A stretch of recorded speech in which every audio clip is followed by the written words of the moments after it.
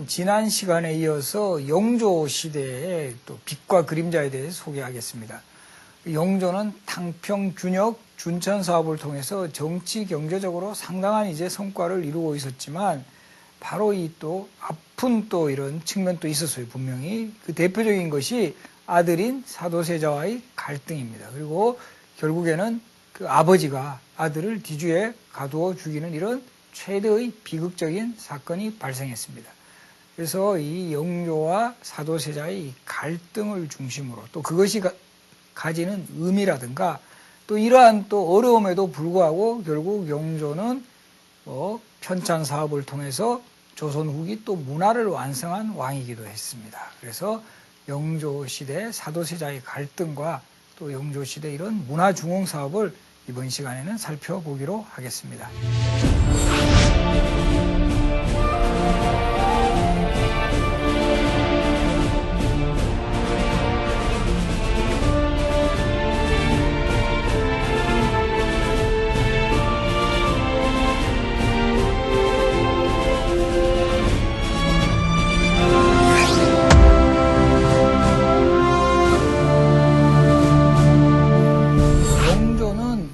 이제 왕세 제의 신분으로 있을 때 그 달성서씨 서종조의 따님과 혼례식을 올렸는데 이분이 정성왕후 서씨입니다. 영조의 첫 번째 왕비이시죠. 그런데 이 정성왕후 서씨하고의 사이에서는 그 자식이 없었습니다. 그러다가 이제 결국 영조가 후궁으로 맞이한 그런 그 사람들이 몇 명 있었는데 그 중에 정빈 이씨라는 분이 그 아들을 낳았어요. 상당히 영조가 기뻐했지만 이분은 또 요절을 하고 맙니다.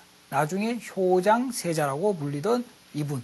그러다가 영조가 다시 후궁으로 맞이했던 영빈 이씨라는 분과의 사이에서 태어난 맏아들이 바로 그 사도세자죠.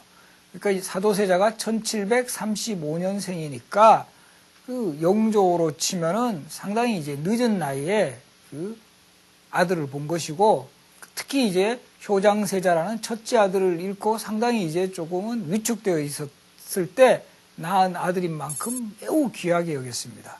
그리고 이 영조는 큰 기대를 걸고 실록 같은 거 보면 항상 그 세자에게 그 학문의 중요성을 일깨우기도 하고 자주 찾아보면서 그 부자 간의 정을 돈독히 하는 모습이 나타납니다.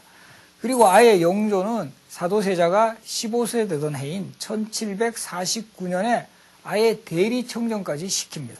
우리가 보면 조선시대에 이제 왕이 미리 왕세자에게 후계자 수업을 받게 하기 위해서 정치의 대부분의 그 어떤 그 중요 사항들을 맡기는 그런 형태를 대리청정이라고 합니다. 15세니까 거의 여러분들 나이쯤 되죠, 그죠? 그 나이에 대리청정, 아주 그 정말 국가의 중대사를 맡아야 된다라는 이런 부담감. 이게 결코 그 작지가 않았을 겁니다. 그런데 이런 대리청정을 시키는 상황에서 부자 사이가 좋아지는 것이 아니라 악화일로를 맞게 됩니다. 그것은 뭐냐면은 영조의 기대만큼 사도세자가 이런 업무 처리 능력이 훨씬 못 미친다라는 거죠. 특히 이제 사실은 대리청정 시키기 전에도 지금의 그 초등학생쯤 되는 뭐 한 7, 8살 때 정도부터 사도세자는 영조를 실망시키는 일이 많았어요. 특히 이 글공부 같은데 이런데 소홀히 하고 뭐 사냥 같은 거 좋아하고 영조는 상당히 치밀하고 꼼꼼한 성품에 비해서 사도세자는 뭐 좋게 표현하면 좀 호탕하고 좀 나쁘게 표현하면은 조금은 이제 뭐 이렇게 그 뭐 디수습 같은 거 이런 걸 잘 하지 못하니까 이 영조가 불만이 되게 커집니다. 그러니까 영조가 막 질책도 합니다. 왜 너 이거밖에 못하느냐 이런 거 처리 이 정도 해가지고 어떻게 앞으로 그 왕이 될 그 인물이 이 정도밖에 안 돼서는 어떡하느냐 질책을 합니다. 그래서 이 사도세자가 그때마다 영조에게 머리를 조아리면서 그 사죄를 하기도 하고 뭐 심한 경우는 아주 그 눈보라가 몰아치는 날 땅에 엎드려가지고 계속 그 아버님 제가 잘못했습니다 하면서 속보대자하는 이런 풍경들이 여러 차례 이제 그 연출이 됩니다. 그러면서 부자 사이는 상당히 이제 점점 멀어져가는 이런 국면들. 그래서 이 사도세자는 영조만 보면 이제 서서히 공포감을 가져요. 그리고 이제 그 뭐 영조가 뭐 나타났다 이런 말만 들어도 뭐 거의 깜짝깜짝 놀라는 그런 지경이 되어버리는 거죠. 그리고 영조 역시 사도세자를 어릴 때보다는 훨씬 더 아끼지를 않아요. 대표적으로 조선시대 왕들이 그 궁궐 밖을 나가는 경우가 가끔씩 있어요. 특히 궁궐 밖을 나가는 대표적인 그 이유가 선왕의 왕릉을 참배한다는 명목으로 이제 나갑니다. 그때도 이런 왕릉 참배 같은 거 할 때 당연히 이제 후계자가 되니까 아들을 데리고 가는데 영조는 사도세자를 잘 데리고 가지도 않아요. 그러니까 이 사도세자가 한 번은 그 누이인 화한옹주한테 부탁을 해가 또 영조는 이 딸은 또 되게 좋아했어요. 원래 영조의 딸 중에 그 화순옹주라는 딸이 있었는데 이 화순옹주라는 그 공주는 남편인 김한신이 그 죽자 남편을 따라가지고 결국은 죽어요. 그때 단식을 합니다. 요즘으로 치면 단식인데 음식을 하나도 먹지 않고 있다가 결국은 죽어버려요. 남편을 따라가서 죽은. 그래서 이건 왕실에서 상당히 딜레마에 빠집니다. 이런 인물을 열렬하고 해야 되느냐. 영조는 그때 막 음식을 먹으라 그랬거든요. 이거는 어떻게 보면 또 아버지의 뜻은 저버린 인물. 이렇게 상당히 이제 혼란이 있게 하는 인물이 화순옹주인데 그 화순옹주를 영조가 너무 사랑했다 그러고 화순옹주 다음으로 사랑했던 공주가 화완옹주라는 분인데 이 사도세자가 화완옹주 말은 영조가 웬만큼이면 들어주니까 화완옹주에게 부탁을 해서 숙종의 무덤인 명릉을 참배하러 가는 날 나도 좀 데려가 달라 해가지고 이때 그 사도세자가 정말 영조의 오래간만에 허락을 얻어가 함께 이 부자가 왕릉 참배를 하러 가는 그런 경우도 있었어요. 그런데 이때 큰 비가 내렸다고요. 이렇게 비가 내리니까 또 영조가 짜증을 내면서 너 때문에 큰 비 내린다 이러면서 막 또 사도세자 질책하는 장면 나오거든요. 이 정도 가면 정말 참 세자 참 힘들죠, 그죠? 거기다가 이제 또 영조가 못마땅하게 생각했던 것은 세자가 신하들하고 학문을 토론하는 자리를 서연이라고 그래요. 이런 서연 같은 것을 너무 게을리한다. 너 왜 그렇게 공부 열심히 안 하느냐. 이런 데 대해서 계속 질책이 오가고 이러니까 사도세자는 점차 위축이 되어갑니다. 그래서 한중록의 기록에 보더라도 이 무렵 영조의 질책을 아주 많이 받을 때는 의대증이라 그래가지고 옷 같은 것을 입을 때 막 제대로 옷을 입지도 못하고 여러 벌 막 이렇게 펼쳐놓고 우왕좌왕하는 그래서 조선시대 이제 왕실에서 입는 옷을 의대라고 하는데 바로 이런 의대병에도 걸렸다라는 그런 기록이 나올 정도로 사도세자는 거의 한 장기간 이런 그 영조, 부왕에 대한 그 스트레스로 연유한 이런 약간 정신병 비슷한 이런 질환을 앓고 있었다라는 내용이 한중록에는 상당히 자세히 나옵니다. 한 6, 7년간 이런 세자가 병을 앓았고 그 원인은 주로 그 영조, 대왕 때문에 그렇다라는 식으로 이야기가 전개가 됩니다. 이렇게 서로 그 뜻이 맞지 않는 그 아버지와 아들의 갈등. 그리고 또 심지어는 영조가 사도세자 대리청정 시켰다가 아예 내가 이제 왕위를 물려주겠다라는 이런 전이 파동까지 이제 겪게 돼요. 나는 이제 왕위를 너에게 전해주겠다. 이런 게 조선시대 왕들에게도 몇 차례 있었어요. 우리가 대표적으로 자신이 살아있을 때 왕위를 물려준 왕, 아들에게 물려준 왕, 누가 있다 그랬죠? 세종에게 왕위를 물려준 태종이 있었죠. 그죠? 그때 태종도 사실은 그 이전에 세자로 책봉했던 양녕대군에게 왕위를 물려주겠다는 이런 전의파동을 일으켜요. 근데 이럴 때 신하들이 잘해야 돼요. 그 왕이 내가 아들에게 왕위를 물려주겠다라는 이런 전의를 선언할 때, 그럼 그렇게 하십시오. 이게 잘못 이야기했다가 큰일 납니다. 완전히 이제 그런 이야기 했다가는 이거는 왕의 충신이 되는 게 아니라 역적이 되는 거예요. 그러니까 분위기 잘 파악해야 돼요. 정말 저 사람이 아들에게 왕위를 물려줄 뜻이 있을 때는 그렇게 하십시오라고 해야 되지만 그렇지 않을 때는 무조건 반대. 아니 되옵니다. 그래서 이때도 영조가 사도세자에게 전의한다는 것은 대부분은 이거는 본 뜻이 아니다라고 대부분 강하게 반대합니다. 그래서 이것을 취소하고 이런 일도 겪으면서 사도세자는 항상 후계자였지만 불안한 그런 상황에 몰립니다.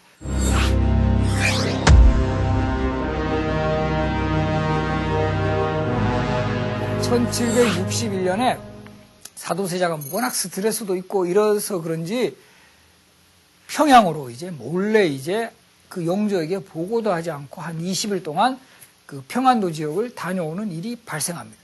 이것을 나중에 영조가 알게 된 거죠. 알게 되고 상당히 질책을 합니다. 왜 나한테 알리지도 않고 비밀리에 그렇게 마음대로 돌아다니느냐. 사도세자 알리지 못하는 게 알렸다가는 뭐 엄청나게 또 혼이 났겠죠. 그죠? 그러니까 알리지 못한 상황에서 가고, 이것이 훗날 이 반대파에 의해서는 사도세자가 뭔가 쿠데타 같은 거 이런 걸 도모하러 간 게 아니냐라는 의혹까지 살 정도였습니다. 이처럼 이 부자 간의 이 갈등이 심해지는 상황 속에서 마침내 영조가 엄청난 결단을 내립니다. 1762년 임오년이었고, 이때 영조는 창덕궁과 창경궁에서 주로 생활하고 있을 때예요. 이때 사도세자를 창경궁 문정전 앞마당으로 불러냅니다. 왜? 그래서 결국 사도세자가 뒤주에 갇혀 죽는 비극이 이 문정전 앞마당에서 일어나는데, 왜 그럼 이곳에서 사도세자의 비극이 일어나게 되는가 하면, 원래 이 문정전이라는 건물을 1757년에 정성왕후라는 분, 그 영조의 첫 번째 왕비가 돌아가신 이후에는 혼전으로 사용을 했어요. 이 혼전이라는 거는 왕비가 돌아가신 이후에도 그 혼백을 일시 동안, 일정한 기간 동안 모셔놓은 건물이라 그래가지고 혼전이라고 불렸고, 이름도 이때는 간판을 약간 달리해가 원래 이름은 문정전인데 휘령전이라고 했습니다. 그래서 이때 영조가 이 휘령전으로 부르는 것은, 나한테도 지금 계속 세자의 너의 막 이상한 행동 같은 거 이런 것이 계속 보고가 되고 해서 꿈에 정성왕후의 혼령이 나타나가지고 너를 꼭 부르라고 한다라고 해서 정성왕후의 혼백이 모셔져 있는 혼전인 휘령전, 바로 이게 문정전이에요. 그래서 이곳으로 불러오게 합니다. 사도세자 예감합니다. 사람들 다 그런 느낌이 있죠. 야, 이번엔 더 큰일이 닥쳤구나. 이거 뭔가 아버지가 나한테 엄청난 일을 베풀 것 같다라는 이런 감을 잡아요. 그래서 사도세자가 결국은 문정전 앞마당으로 끌려나가고, 이 영조가 질책을 합니다. 그동안 너가 그렇게 세자로서 한 게 뭐 있느냐. 그리고 이런 정성왕후의 혼령까지 나타나서 너의 잘못을 나무라고 있다. 그리고 이 직전에 사도세자는 정말 의대병도 있었고, 또 정신이 정말 왔다 갔다 하고 이럴 때는 뭐 심지어는 자신의 아들까지 낳은 후궁을 죽이기도 했어요. 그런 소문 같은 게 나니까 영조 입장에서는 매우 이 분노를 하게 되죠. 그리고 그 직전에 또 나경원이라는 사람이 보변서를 올려서 사도세자의 비행을 10가지를 적은 그런 그 문서 같은 것을 또 올려요. 이런 것이 계속 거듭되다 보니까 영조도 어떻게 보면 참는데 한계에 이르렀다라는 거죠. 그래서 영조도 이때는 엄청난 심각한 결단을 내린 거죠. 저 아들을 제거를 해야 되겠다라는 결심을 하고, 이때 이미 문정전 앞마당에서는 소주방이라 그래가지고, 여러분들 조선시대판 그 식당쯤 돼요. 식당 또는 요리사들이 모여가지고 음식을 준비하는 곳, 소주방이라고 합니다. 소자는 이제 불태울 소자 그래가 우리 그 소자 있죠. 그죠? 소주방이라고 하는데, 이곳에 있었던 큰 괴짝, 한중록에는 그렇게 쓰여 있어요. 바로 뒤주죠. 그러면 전부 다 이제, 와, 어떻게 뒤주에 가두어 죽였을까라고 하는데, 아마도 궁궐에서 쉽게 입수할 수 있는 물품이고, 뒤주가 이 살을 이제 저장하는 것만큼 되게 공간이 넓죠. 그죠? 그래서 사람이 들어갈 수가 있다라는 점. 그리고 보면 뒤주도 이게 그 당시에는 워낙 쌀이 중요한 물건이기 때문에 항상 자물쇠를 채우죠. 그러니까 이게 가둘 수가 있다라는 거예요. 이런 점이 고려되어서 이 뒤주라는 것이 이 문정전 앞마당에 이제 놓여졌고, 이제 영조가 이제 명을 내리죠. 빨리 너 저기 뒤주에 가두어 들어가라. 사도세자 머뭇거립니다. 머뭇거리기도 하고, 그 당시 실록이라든가 승정원일기, 한중록 할 것 없이 이때의 그 정황이 아주 상세하게 기록이 되어 있는데, 사도세자는 또 신하들에게 둘러싸가 잠시 자결하려는 그런 몸짓도 하고 있었어요. 그때 막 주변에 있었던 신하들이 말리기도 했고, 또 여기서 극적인 장면이 이 당시에 사도세자의 아들이었던 정조와 부인이었던 해경공씨도 같이 있었어요. 특히 정조는 할아버지인 영조에게 매달리면서 정말 할아버지 좀 참으시고 제발 우리 아버님 살려주십시오 라고 했는데, 영조가 매몰차게 보내버린 거죠. 저 어린애 쟤는 빨리 보내라. 그 당시 정조가 11살이었어요. 11살. 어린 나이에 그 아버지가 직접 뒤주에 갇혀서 돌아가시는 그 상황을 직접 봤다라는 거죠. 얼마나 그 가슴이 아팠겠습니까? 그죠? 그래서 이렇게 결국은 영조의 워낙 엄한 명령이기 때문에 사도세자는 뒤주에 갇힐 수밖에 없었고, 결국은 뒤주에 갇힌 지 8일 만에 사도세자는 절명을 하게 됩니다. 이것이 조선왕실의 이 최대 비극이라고 할 수 있는 이모화변. 1762년입니다. 이 해가 이모년이어서 이모화변이라고 불리는 거죠. 여러분들 이런 것도 역사 공부 좀 잘하려면 연도 외울 때 갑, 을, 병정, 무기, 경신, 임계 요 식간이라고 하는데, 갑으로 시작하는 간지는 무조건 4로 끝나고, 을은 5, 병은 6, 병자호란 1636년, 정은 7로 끝납니다. 그 다음에 무는 8로 끝나요. 무오사 1498년. 기 9로 끝납니다. 1919년, 김효년, 김인년 3월 1일. 그 다음에 경 0으로 끝나요. 1910년 경술국치라 하죠. 신은 1로 끝납니다. 신미양요 1871년. 임이라 그랬죠. 임진왜란 1592년. 그 다음에 마지막 개는 3으로 끝납니다. 그래서 개축옥사 1613년 이렇게 돼요.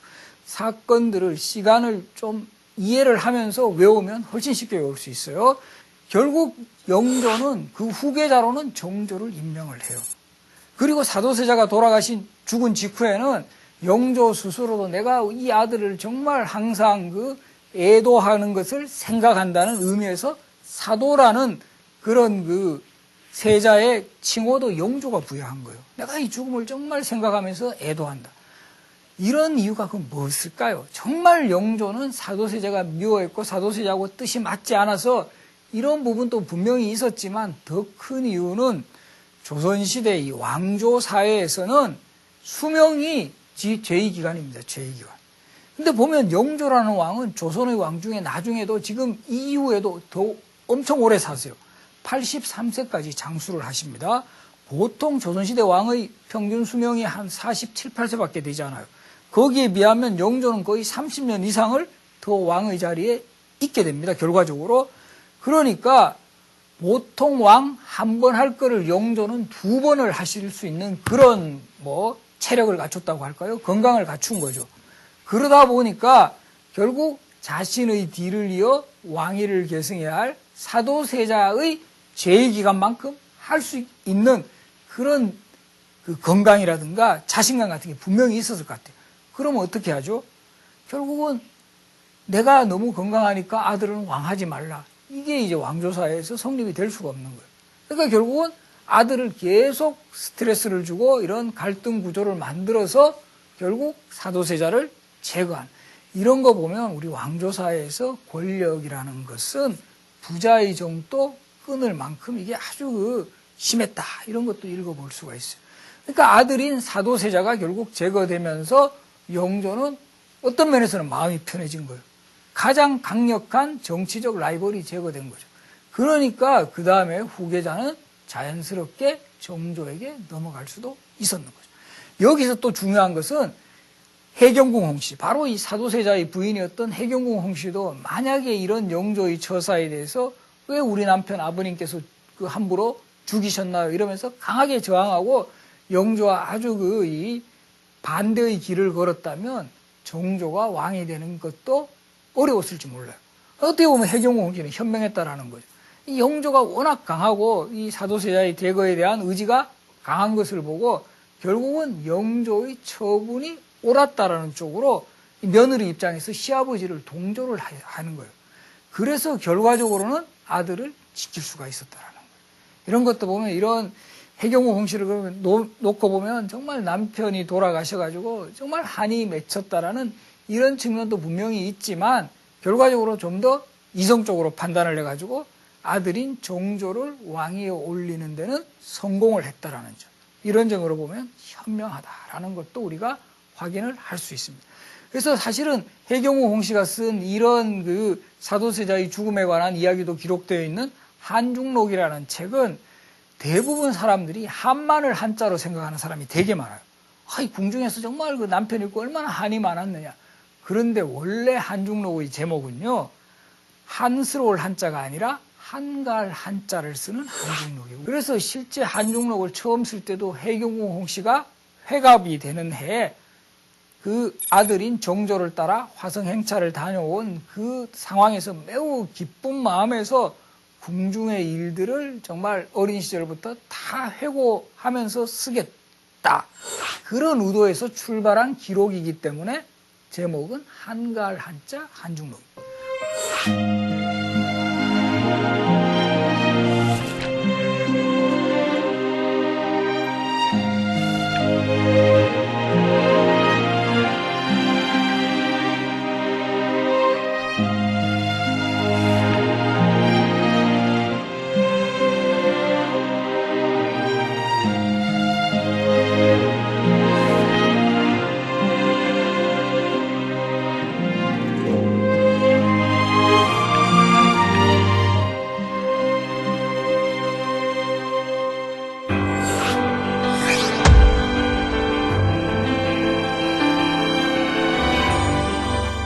영조 입장에서 보면 나는 이 시대에 할 일이 너무 많다. 그리고 이 당시에 이제 그 호란을 겪고 숙종 때부터 어느 정도 본격적으로 조선이라는 나라를 이제 새롭게 세우는 과정에서 이제 영조 시대에는 그 흐름을 이어받아 완전히 본격적인 전성기로 만드는 과정이에요. 그런 과정에서 영조는 옛날의 전례를 회복하기 위해서도 상당히 노력했던 왕이에요. 그 대표적인 그 사례 중에 하나가 조선시대는 역대 그 왕과 신하가 함께 활쏘기를 시합을 하는 그런 의례가 있었어요. 대사례라고 합니다. 뭐 이걸 통해 가지고 군신 간의 화합을 도모하는 그런 행사의 성격이 있었어요. 이 자료에 보시면 저 표적이 우무라 그래가지고 고물 표적으로 해가지고 왕도 4발을 쏘고 그 배석한 신하들도 이 당시 20명이 선발이 되는데 이 사람들도 이제 4발씩 쏩니다. 그래서 4발을 다 맞춘 사람들에게는 옷감 같은 것을 상품으로 주고 한 발도 못 맞춘 사람은 때리지는 않고 벌주를 줘가지고 이제 때리고 이러면 군신 간의 화합이 깨지겠죠. 그죠? 그러면서 이제 술잔을 주고받으면서 군신 간의 화합을 도모하는 행사입니다. 이 자료에 보이는 그 그림은 대사례 의계라 그래가지고 이런 대사례 행사를 하고 난 다음에도 요것을 기록으로 남기고 또 중요 장면은 그림으로 이렇게 남겨두었습니다. 그래서 이 대사례는 원래 성종, 연산군, 중종 때 실시되다가 한 200년간 뭐 전쟁이라든가 여러 가지 북벌 등으로 시행이 되지 못한 그런 의례였는데 영조 때 본격적으로 회복을 했다라는 거죠. 그리고 이런 것을 기념하기 위해서 바로 이 대사례 의계를 또 책자로 정리를 했습니다. 또 이 행사는 성균관에서 열렸는데 역시 성균관은 앞으로 예비 관료들을 양성하는 기관인 만큼 이런 성균관 유생들에게 왕과 신하가 화합을 도모하는 이런 모습을 널리 이제 홍보를 했던 거죠. 그리고 영조 때는 이런 대사례뿐만 아니라 왕이 친히 농사를 짓는 의례인 친경례, 또 왕비가 친히 누회를 짜는 의례인 친잡례, 이런 행사를 활발하게 전개를 하고 그때그때마다 의계로, 이제 여러분들 의계 아시죠? 조선시대 이제 왕실의 주요한 그 의식과 행사를 기록과 그림으로 정리한 책, 의계라고 합니다. 의식할 때 의자, 괴는 괴범, 하나의 전범으로 삼는 책이다라는 뜻인데 이런 의계들도 영조 때 활발히 제작이 되었다라는 거 주목하시기 바랍니다. 그리고 이 영조 때는 특히 편찬 사업에서도 많은 성과가 있었던 그런 시대였어요. 특히 이제 어느 정도 정치가 안정이 되고 당평책으로 이제 경제적으로 이 백성들도 어느 정도 살 만큼 되고 이러니까 국가에서 문화사업, 특히 역대의 그 정치 관련 서적이라든가 의례 관련 서적, 뭐 국방 관련 서적, 지도, 지리지 관련 서적을 재정리하는 이런 작업들이 이루어졌습니다. 그래서 영조 시대는 특히 속편 시리즈가 많이 제작이 돼요. 이게 무슨 이야기냐면 조선 전기에 만들어진 법전 뭐가 있죠? 경국대전이 있습니다. 이 경국대전의 뒤를 잇는 속편격인 속대전이 만들어지고 또 조선 전기에 군사 관련 자료인 병장도설이라는 책이 만들어졌어요. 이제 속병장도설이 만들어지고 의례서인 국조오레이를 대신을 해서 속오레이 이런 식으로 속편 시리즈가 쭉 간행이 되면서 조선 전기에 뭔가 이 세종부터 성종 때까지 완성한 편찬 사업의 성과들이 이 사화의 시대, 당쟁의 시대, 그리고 임진왜란, 병자호란, 북벌의 시대에 어느 정도 중지된 것을 다시 회복하자는 이런 성격이 있었다라는 거죠. 그래서 특히 법전에서 경국대전의 뒤를 잇는 속대전이 경국대전이 편찬된 지 약 250여 년 만에 다시 편찬된 거, 이거 매우 주목이 됩니다.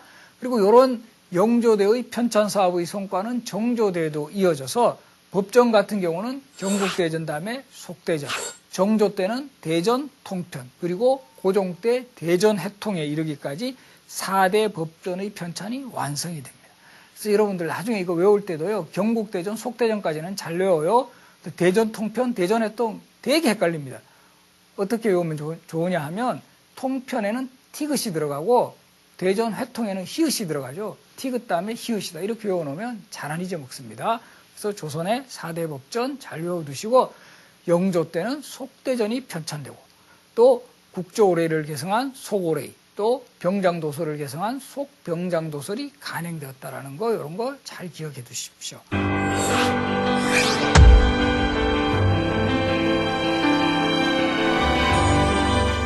그리고 이제 영조라는 왕이 상당히 이제 탁월한 그 현실 감각이 있었다라는 이런 모습을 보여주는 대표적인 사례가 이제 우리 조선 시대를 대표하는 실학자 그러면 누가 생각나죠? 정약용도 있고 이익 선생도 있고 바로 반개 유영원이 있습니다.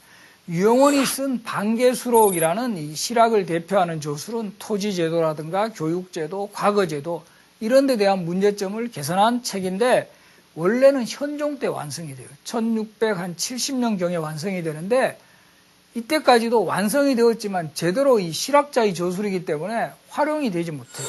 뭐 이렇게 편찬이 돼가지고 이렇게 실제 정책에 반영이 되지 못했는데 영조가 바로 이 반개수록이라는 책이 있다는 것을 접하고 그 내용을 보니까 너무 괜찮았다라는 거죠. 그래서 이 책을 국가에서 널리 간행해서 실제 이 현장 정치인들에게 나누어 주기도 했습니다. 이런 거를 보면은 결국 반개수록과 같은 조선시대판 개혁 교과서가 영조 때 그 빛을 발휘하는, 사후 100년 만에 그 빛을 발휘하는 그런 상황을 볼 수가 있습니다. 현명한 군주의 눈에 띄었기 때문에 바로 실학자의 저술이 그 정말 진가를 발휘하는 경우를 영조대의 사례에서도 볼 수가 있습니다. 영조는 지리지하고 지도 제작에도 상당한 그 노력을 기울입니다. 이 지리지는 전국의 어떤 지방을 제대로 파악을 해가지고 통치 자료로 활용할 수 있다는 그런 장점이 있고 지도 역시 마찬가지입니다. 그래서 특히 국방 문제에 있어서는 지도의 중요성이 매우 강조가 되는데 영조대는 조선 전기에 만들어진 신증 동국 여지승랑과 같은 체제를 갖춘 여지도서라는 이런 지리지 편찬을 완성을 하고 또 지도로는 해동지도라 그래가지고 전국 군현의 여러 가지 정보를 기록을 하고 뭐 토지 결수라든가 거기 지방의 연역이라든가 주요한 뭐 고적이라든가 이런 내용과 더불어 그 지방을 채색으로 지도로 그리겠습니다. 그래서 이런 지도집을 해동지도라고 하는데 이 해동지도를 보면 조선시대, 그 영조되니까 지금으로부터 거의 이 해동지도가 1750년, 60년 무렵이니까요. 250년 전 조선시대 지방의 여러 가지 모습들을 볼 수가 있고 현재와 비교할 수도 있습니다. 그리고 이 영조시대에는 정상기 정학용 부자라는 이런 또 지도에 아주 탁월한 능력을 가진 인물이 배출이 되어가지고 최초로 백리척을 활용을 해가 지도를 제작을 해요. 그러니까 지도가 훨씬 더 정밀해지는 거죠. 정밀해지는. 그렇게 해서 만들어진 지도집이 동국지도라는 지도책인데 이런 동국지도는 훗날 19세기 우리 지도를 대표하는 학자 누구죠? 김종호. 김종호와 같은 인물에게 아주 큰 영향을 준다라는 거죠. 그래서 우리가 김종호의 대동여지도 물론 위대한 업적입니다만은 이런 대동여지도가 완성되기까지에는 영조대 정상기 정학용 부자가 배출이 되어가지고 백리척을 활용한 이런 성부적인 지도 제작의 성과가 바탕이 되었다라는 것. 이런 것도 꼭 기억을 해두시기 바랍니다. 그리고 이제 또 영조하면 그 최장수 왕, 83세까지 사셨고 52년간 재위했다라. 이런 그 왕으로 정말 이름이 있는데 이 영조의 최장수 비법의 하나는 바로 이 초식을 했다라는 점입니다. 이 영조실록에도 나옵니다. 영조 스스로가 자기가 그렇게 이야기합니다. 내가 이렇게 큰 병 없이 건강한 것은 평소에 초식을 즐겼다. 그러니까 고기 반찬 이런 거 나는 절대 먹지 않는다. 지금 또 그 사대부 집에는 이름 모를 고기 반찬이 많다고 하는데 나는 그런 거는 절대 먹지 않는다. 채식을 즐기는 왕입니다.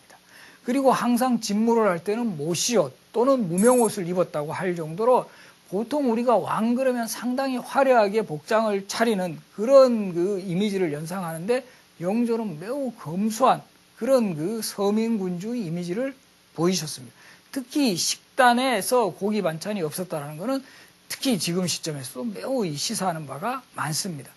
그래서 이렇게 영조가 서민군주 이미지를 보여서 그런지 영조대의 활약한 인물 또 누가 생각납니까? 암행어사. 힌트 줍니다. 암행어사 박문수라는 인물. 결국 암행어사 박문수가 최고의 암행어사로 기억될 수 있었던 것은 그만큼 영조 때 지원이 대단했다는 걸 보여주는 거예요. 결국 암행어사를 통해서 민심을 파악하고 거기에서 올라온 이런 내용들을 그대로 이제 국가정책으로 활용하는 이런 모습을 많이 보였다라는 거죠. 그래서 우리가 보면 암행어사 하면 춘향전에 나오는 이도령을 많이 생각합니다. 이몽룡.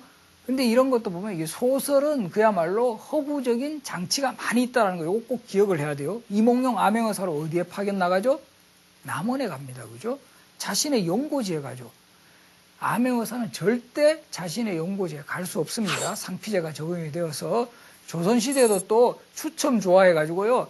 암행어사 연고지 뽑을 때 추첨합니다. 추첨. 근데 조선시대 후기 정도 되면 9년이 한 400개쯤 돼요. 전국에. 그러면 추첨으로 뽑아도 남원으로 갈 확률은 400분의 1, 0.25밖에 안 됩니다. 근데도 춘향이가 남원에서 고통을 받고 있기 때문에 이몽룡은 그리로 갈 수밖에. 소설은 소설일 뿐이다. 우리가 실존 인물 박문수와 같은 이런 암행어사가 실제 백성들의 고통이라든가 이런 것들을 국왕에게 보고를 하면 국왕이 그것을 정책적으로 배려했다라는 것.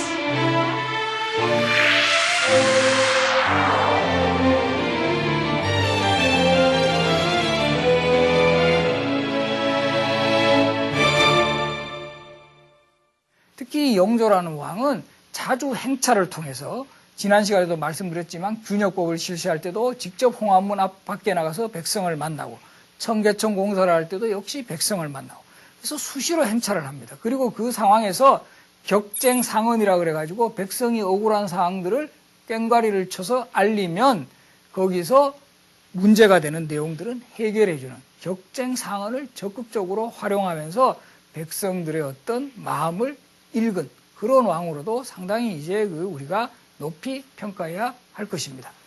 그리고 이제 영조는 뭐 이외에도 국방 강화라든가 이런 데서도 노력을 했고 특히 영조 때는 충량과라 그래가 요즘으로 치면 국가 유공자 자녀들에게 이제 특채하는 그런 시험 제도를 만들기도 했고 여러 가지 이런 이 정책 아이디어를 내면서 비록 그 52년간이라는 긴 기간을 제의를 했지만 이 기간 동안 결국은 조선이란 나라의 정치, 문화, 경제, 사회가 한층 이렇게 수준이 올라가는 이런 단서를 제공했다라는 점에서는 그의 어떤 장기 집권은 어느 정도는 평가를 해줄 만하다. 이렇게 볼 수가 있습니다. 그리고 또 무엇보다 중요한 것은 후계자 지명입니다. 후계자 지명. 결국은 후계자로 그 영조의 판단에서 함량이 조금은 모자란다고 생각되는 사도세자를 결국 제거하고 그 아들 정조를 왕위에 올림으로써 정조와 더불어 영조, 정조 시대의 정치 문화의 중흥을 이끌었다라는 점에서 영조의 선택은 결국은 탁월했다. 이것은 마치 태종이 양녕대군을 제치고 세종을 후계자로 지명함으로써 조선 전기의 문화 중흥을 이루겠던 것처럼 영조 역시 탁월한 후계자 선택으로 말미암아 영조, 정조 시대의 전성기를 연출해 나갈 수 있었다. 그리고 결국 그 오랜 제위 기간에서 나오는 이런 노련한 리더십, 이 경험의 리더십이 그래도 조선이라는 나라를 상당히 이제 수준 높게 했다라는 것. 이런 점에서는 영조 시대를 어느 정도 이 긍정적인 평가를 가해야 할 것이다. 이렇게 그 생각을 해봅니다.